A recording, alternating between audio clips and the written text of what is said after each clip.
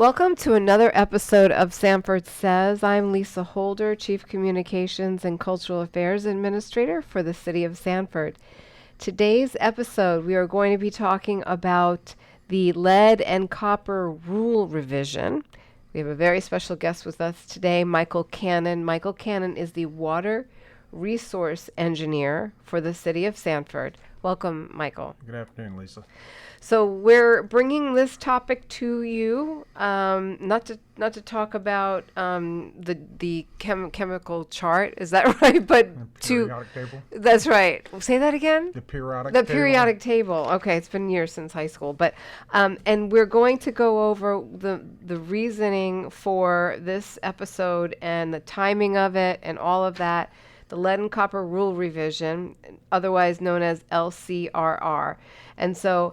Can we start with, Michael, just sharing with the community that's listening to us, what does a water resources engineer overall do for a city? Pretty much everything water related. Okay. All right. So that means, and that's a pretty important part of city services, right? Yeah, troubleshooting to capital projects. Okay. All right, great. So tell us, please, what is this? Why are we talking to our listeners now about this, and what is the significance of it? Well, I'm sure everyone's familiar with Flint, Michigan, and their changing water sources and the increase in lead that they were finding in their water system.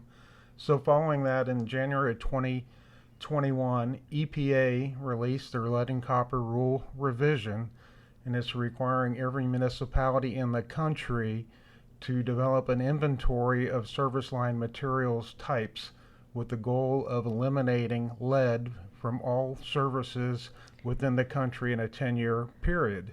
Okay. Now we're talking about an Environmental Protection Agency. We use a lot of acronyms here. We just assume people know.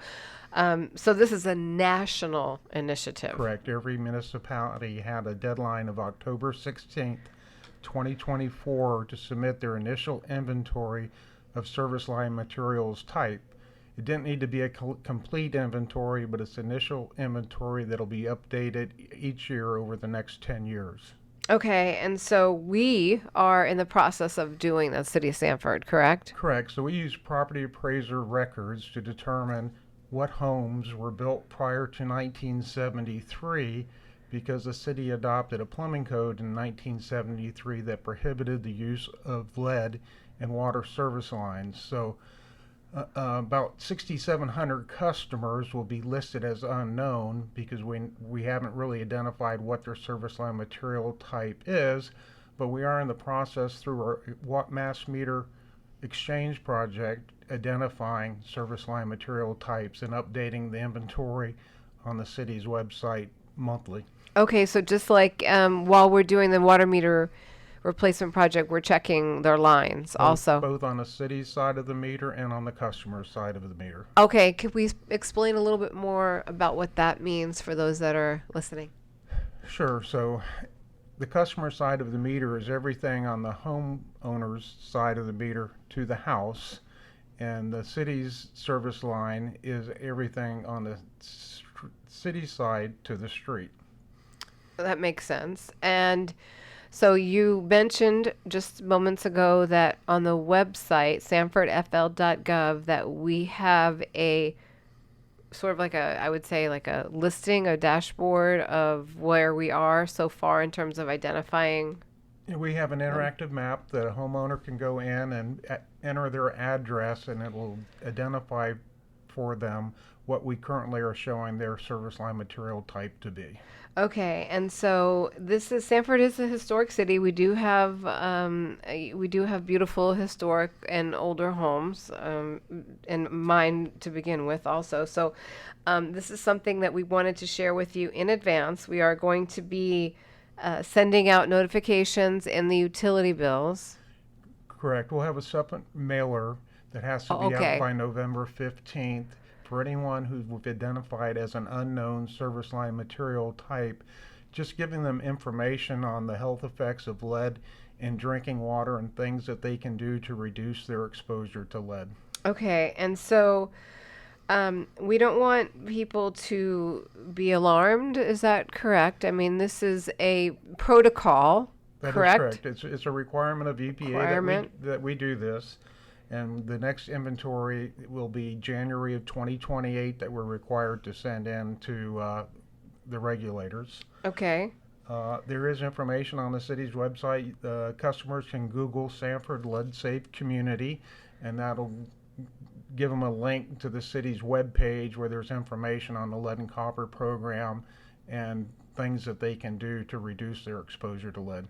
Okay, and this is, we want to reiterate this. This is not just Sanford specific. This is the entire country of the United States of America, and every city within the country that has to go through this same process that Sanford is. All at the exact same time. And at the exact same time. Okay, so and the city's has 10 years to complete the final inventory, and we're identifying the service line materials, like you said, as we're replacing the water meters. So that's good timing, I would say, for that in terms of resources and staffing, and it works out well, right? Yes. Okay. And so EPA is requiring the city to notify everybody by November, November 15th, and we're doing that by an individual, not an insert in the being mailed to those Correct. folks. It's a separate trifold Okay. mailing document. So if they receive this, There's information on what they can do to get more information, and our customer service contact information is on there as well. okay, so it means that if they get the letter, because not everybody's getting the letter, right? No, there are only about 6,700 customers. That are going to be getting because their homes are built before There's 19. a possibility that it may have contained lead. And there's a possibility. Okay, so we want, just to be safe, we're sharing this information. And the city does test for lead in the drinking water system. We test every year in our consumer confidence report. Every 3 years, we're required to actually go inside homeowners' homes. There's 30 homeowners that we do that with, and we test for the concentrations of lead. Current test results are 0.77 parts per billion, and that's well below EPA's revised reporting action level of 10 parts per billion. Okay, so that's a good thing to repeat. So the city tests and sampling a section of about 30 homes every 3 years for lead, and the city's water, it has tested not corrosive at 0.77 parts per billion, well below what EPA reports as an action level, where Correct. you must would take. require further action on the city's part. Okay. So that's good to know. And this information also can be found in our water quality report. Is that correct? Yeah, the annual drinking water testing is a water quality report, which is also on the city's webpage. Okay. Now, where can people go, just because if they want to know? You mentioned it briefly, but where can our homeowners go, or residents go, to get more information on the hazard of lead? Sanford's website, Google Sanford Lead Safe Community, and there'll be a link that they can click on that'll take them directly to our webpage. Okay.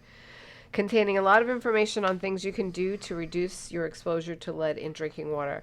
And the interactive map must be, that's great. You can just put your address in and see if the city's determined your service line material as we continue to update the inventory. So we're doing this regularly, and City of Sanford, you're in great hands when it comes to our water quality and our procedures. There are several links on both the website and the flyer that we're mailing out where customers can go to get further information.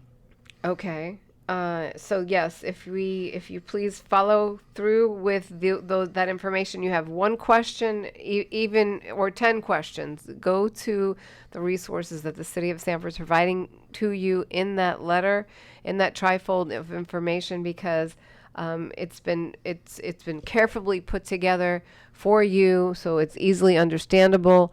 And also, by our engineers, we have more than one engineer, water resource engineer here in the City of Sanford, and all for you. So we're doing this podcast episode for you, our resident homeowners, to be aware, to get this information, and you take that information and do as you may with it. Now, Michael, if they find something in the pipes. Do we have a program that we're going to institute possibly to assist with any kind of costs, or If is it- that something in the future that we have? In the future, there is funding opportunities that we're going to be pursuing. EPA has given some grant money available with 50% loan forgiveness. So if a customer did have a lead service line, we'd be able to reduce the cost of what it would cost to replace that lead from, anywhere from $2,000 to $6,000 to $1,000 to $3,000. Okay. All right. So, is there anything else that you need to say, Michael? I appreciate you taking time out of your busy day to Just come once here. again stressing that it's EPA's goal, and it's our goal as well, is to eliminate every single piece of lead material in the water system over the next 10 years. Okay.